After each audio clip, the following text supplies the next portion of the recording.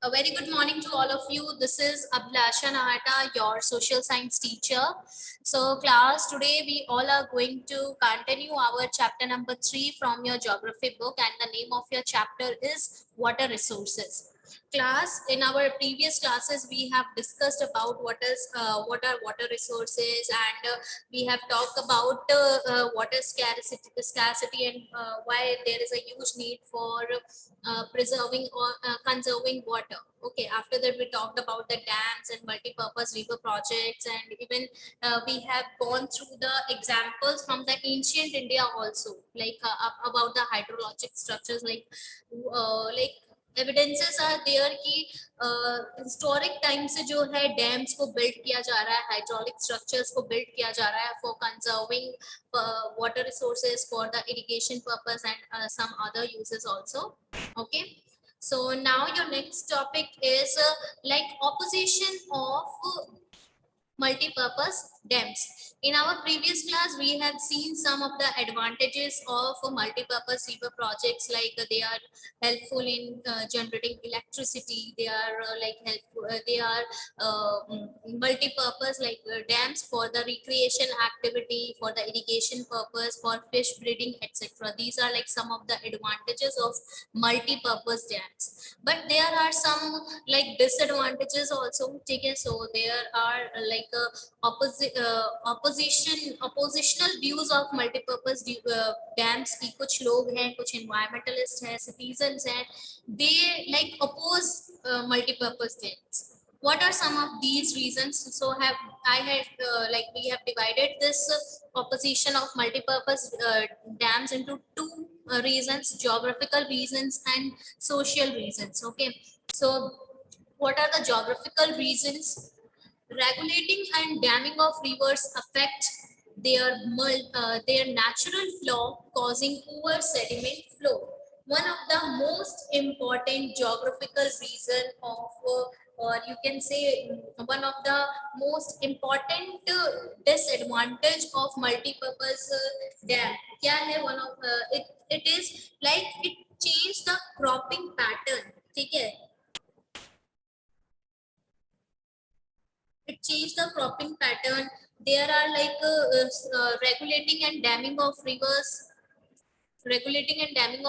affecting their natural flow, causing poor sediment flow. ठीक है, अब क्या हो रहा है, जो भी एक नॉर्मल सी एक जो नेचुरल रिवर है वो फ्लो कर रही है, but what we are doing, we are constructing the dam and we are regulating the water of the river. जो नेचुरल फ्लो है उसको हम क्या कर रहे हैं, रेगुलेट कर रहे हैं. है तो वो नेचर ही ना, नेचुरल फ्लो है, तो जो रिवर का नेचुरल फ्लो है वो क्या हो रहा है, वो इफेक्ट हो रहा है and it causing poor sediment flow. ठीक है, अब रिवर के साथ साथ in our previous class we have discussed it, और in our previous classes, like in your class 9th also you have studied about it कि जो natural flow है, ठीक है, river जो है अपने साथ में sediments को भी carry करके लेकर आती है. ठीक है, तो जो नेचुरल फ्लो है वो क्या कर रहे हैं, डैम बनाने की वजह से, रेगुलेट करने की वजह से उनका नेचुरल फ्लो अफेक्ट हो रहा है, और नेचुरल फ्लो के अफेक्ट होने की वजह से जो सेडिमेंट्स है, जो साथ में रिवर अपने साथ सेडिमेंट्स लेके आती है, जिससे कि जो जिस भी एरिया से वो फ्लो करती है वहां का एरिया उस वजह से काफी एग्रीकल्चरस और काफी फर्टाइल लैंड बन जाती है, तो सेडिमेंट फ्लो जो हो चुका है वो काफी पुअर हो चुका है. ठीक है, next, excessive sedimentation at the bottom of the reservoir resulting in rockier stream beds.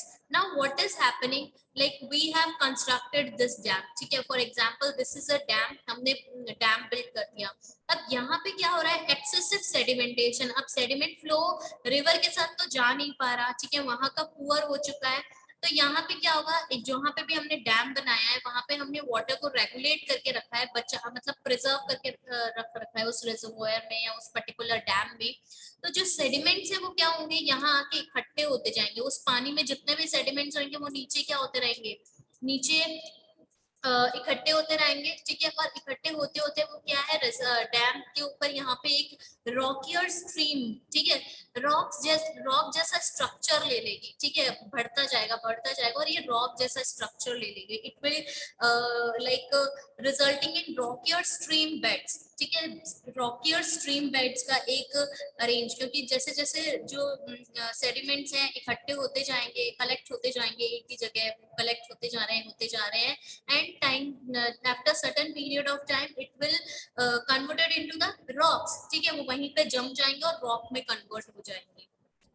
poorer habitats for the rivers aquatic life, yes, poorer habitats जो aquatic life है, marine life है, उनकी जो लाइफ है, ठीक है, जो उनकी जो लाइफ है, उनका जो नेचुरल, उनका जो लिविंग सिस्टम था वो क्या हो चुका है, काफी पुअर हो चुका है, काफी because of the construction of the dams काफी ऐसे एक्वेटिक लाइफ है जो एक्सटिंक्ट भी हो चुके हैं, तो उन और कुछ ऐसे ऐसी एक्वेटिक लाइफ है जो एंडेंजर्ड हो चुकी है, ठीक है। तो poor habitats for the reverse aquatic life, ठीक है, रिवर की जो एक्वेटिक लाइफ है उसमें काफी इफेक्ट पड़ा है। Next is submerge the existing vegetation and soil.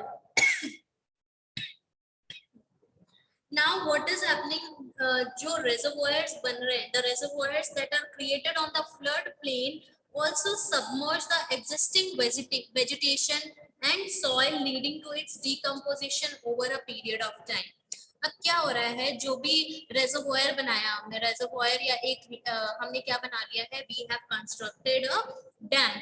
Now dams की कंस्ट्रक्शन के साथ में यहाँ पे क्या हो रहा है, डैम जो फ्लड प्लेन के जगह पे हमने एक डैम को बिल्ड कर लिया, we have created the reservoir and उस वजह से डीकम्पोजिशन, जो एग्जिस्टिंग वेजिटेशन है, जो भी पर्टिकुलर वेजिटेशन है वहां की, उसको प्रॉपर एक सेडिमेंट चाहिए, प्रॉपर कुछ विटामिन मिनरल्स जो सॉइल में प्रेजेंट होते हैं वो चाहिए होते हैं। बट हम क्या कर रहे हैं, डैम की कंस्ट्रक्शन के वजह से वो proper sediments, proper vitamin minerals उस पर्टिकुलर लैंड को नहीं मिल पा रहा है, तो वहां की जो वेजिटेशन है वो भी क्या करेगी, इफेक्ट करेगी। इवन यहाँ पे क्या होगा बेटा, अब फ्लड एक हमने इरिगेशन लैंड बना दिया, ठीक है, इरिगेशन प्रोजेक्ट बना दिया, multipurpose project, we have created this multipurpose project and now farmers are like very much clear in their mind, like we have like excessive water with us, now we have to produce those crops which demand more water, ठीक है, अब पानी की कमी तो हो ही रही है, तो हम ऐसे क्रॉप्स को ग्रो करते हैं जिससे कि हमारी हमें प्रॉफिट्स भी ज्यादा हो और इससे क्या हो, हम क्योंकि पानी की कमी नहीं है। फॉर एग्जाम्पल अब यहाँ पे राजस्थान का एरिया है, it is not suitable for producing wheat, but यहाँ पे जो इरिगेशन प्रोजेक्ट है वो काफी अच्छा इरिगेशन प्रोजेक्ट बन चुका है, ठीक है, और इसके साथ सेडिमेंट्स वगैरह भी जो है डैम के साथ क्या हो रहा है वो वहां पे आ रहा है, तो यहाँ क्या होगा, यहाँ के लोग भी व्हीट को ग्रो करने लग जाएंगे, बिकॉज काफी डिमांडिंग है और काफी यहाँ पे क्या है, ये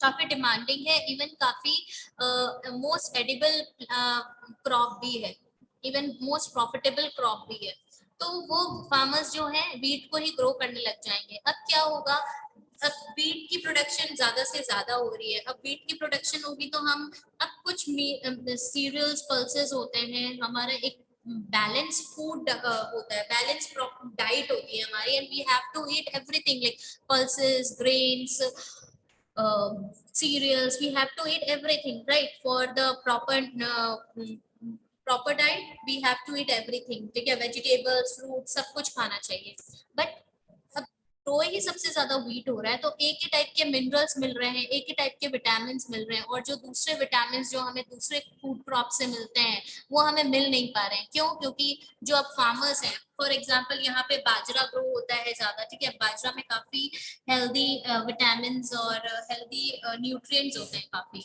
बट बाजरा की जगह अब क्या करने लग गए हैं फार्मर्स, व्हीट को grow, this is just an example, okay, बाजरा की जगह क्या कर रहे हैं, व्हीट को ग्रो कर रहे हैं, तो व्हीट क्या कर रही है, अब वो एक ही न्यूट्रिएंट जो है वो हमें मिलता जा रहा है, बाजरे के अंदर जो न्यूट्रिएंट है वो अब हमें मिल नहीं रहा है, ठीक है।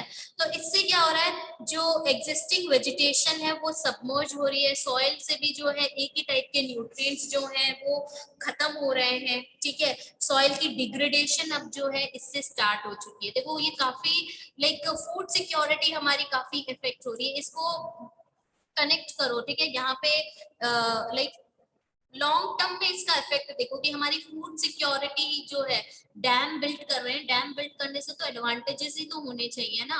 बट हमने देखा कि फूड सिक्योरिटी तक में भी हमें प्रॉब्लम हो रही है, क्योंकि हमारा माइंडसेट भी वो हो गया कि हमें ये क्रॉप ग्रो करनी चाहिए क्योंकि अब पानी की तो कमी नहीं है। ठीक है, और इससे क्या हो रहा है, प्रॉपर न्यूट्रिशियस फूड नहीं मिल पा रहा है, एक ही टाइप की क्रॉप्स मिल रही है हमें। ठीक है, कुछ पर्टिकुलर क्रॉप्स ही मिल पा रही है। So the reservoirs that are created on the flood plain also leading to its decomposition over a period of time। ठीक है, अब देखो reservoirs जो बना रहे हैं, sometimes क्या होता है जो flood plains में हम reservoirs बनाते हैं, it also leading to its decomposition। ठीक है, अब floods आते हैं। ठीक है, sometimes what happen, natural flow को हम क्या कर देते हैं, रोक देते हैं। नेचुरल फ्लो को हम रोक देंगे तो जो पानी है फ्लड वाटर उसमें आ तो जाएगा, बट इससे क्या होगा, जो मैंने आपको बोला था सेडिमेंट्स भी बढ़ते जा रहे हैं, तो यहाँ पे रॉकियर स्ट्रीम बन जाती है। रॉकियर स्ट्रीम बन जाएगी तो एक कुछ ऐसे भी एरिया होते हैं, फॉर एग्जांपल रिवर का फ्लो यहाँ पे हो रहा है। ठीक है, डैम जो है हमने क्या बोल दिया, यहाँ पे बिल्ड कर दिया, तो यहाँ पे जो गांव है, ठीक है, अब पानी जो है फ्लड वाटर इस गांव में भी आने लग जाएगा, तो यहाँ पे भी क्या होगा, फ्लड प्लेन्स काफी इफेक्ट होंगी, उनके सेडिमेंट्स यहाँ पे आ जाएंगे, वाटर स्कैरिसिटी की सिचुएशन आ जाएगी, प्रॉपर्टी डिस्ट्रक्ट होगी काफी, सॉइल इरोजन होगा, सॉइल डिग्रेड होगा। ये कुछ सिचुएशंस हैं जो अराइज हो जाएगी। So these are like some of the geographical reasons. Now move to other impacts or other reasons or other oppositional views of multipurpose river project, that is social impact, or you can say social reasons.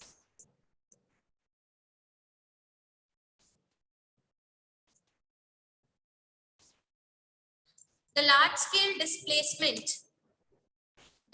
scale displacement of local communities.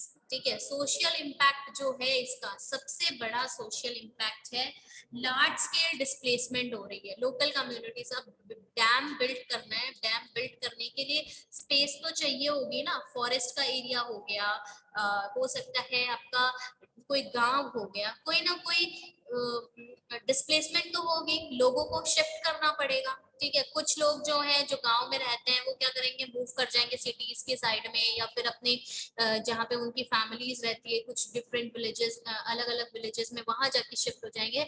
But main problem जो create होती है, main problem जो arise होती है, वो किसके सामने होती है, ट्राइबल कम्युनिटीज के सामने होती है।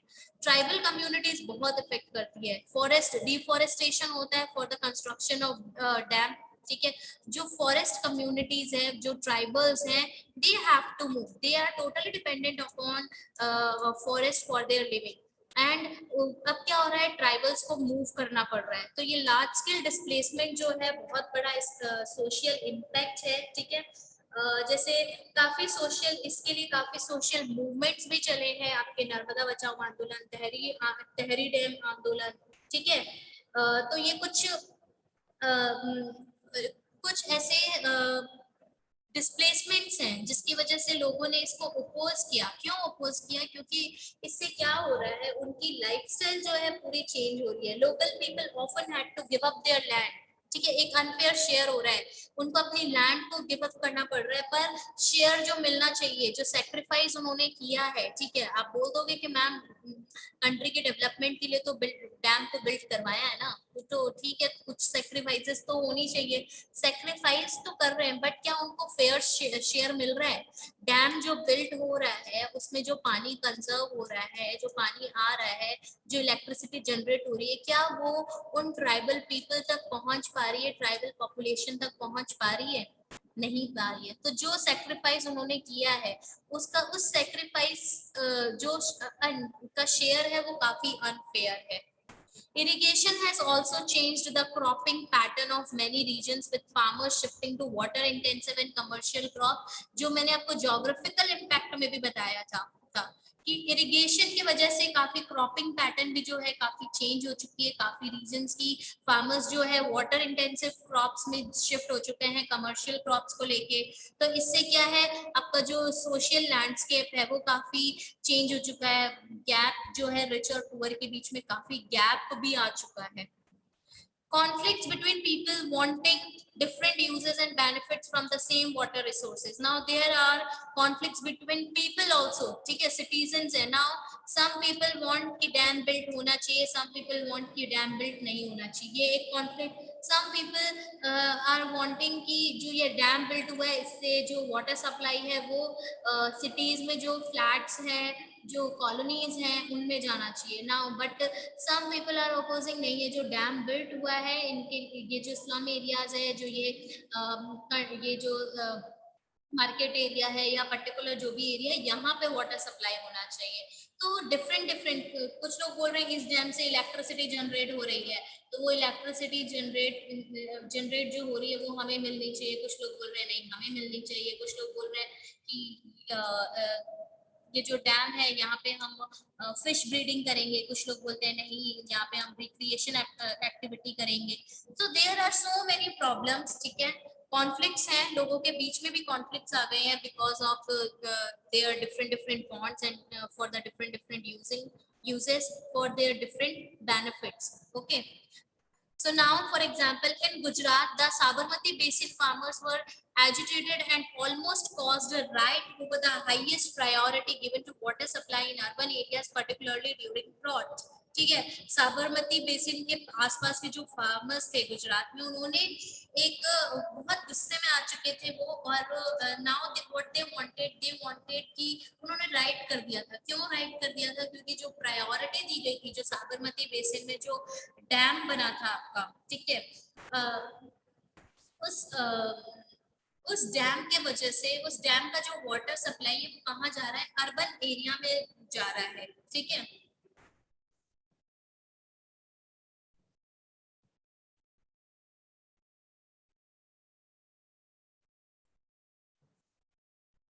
तो लोगों ने क्या किया? राइट किया। लोगों ने, जो फार्मर्स थे, उन्होंने क्या किया यहाँ पे?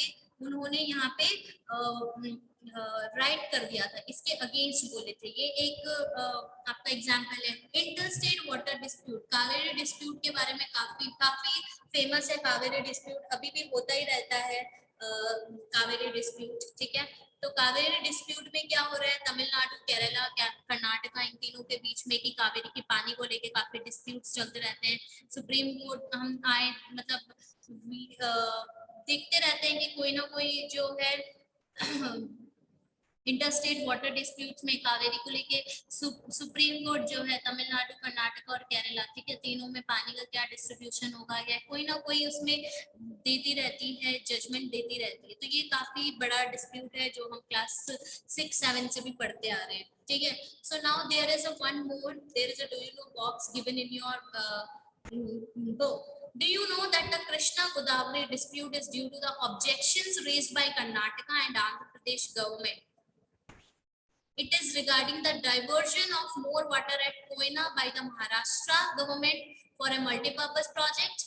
This would reduce downstream flow in their states with adverse consequences for agriculture and industry. Now, ये जो आपका कृष्णा गोदावरी डिस्प्यूट है, किस लिए अराइज हुआ था? ये अराइज हुआ था because the government of Andhra Pradesh and Karnataka they objected it. They said कि जो ये कोयना मल्टीपर्पज प्रोजेक्ट है, ठीक है, कहाँ पे है? महाराष्ट्र में जो कोयना मल्टीपर्पज प्रोजेक्ट है, द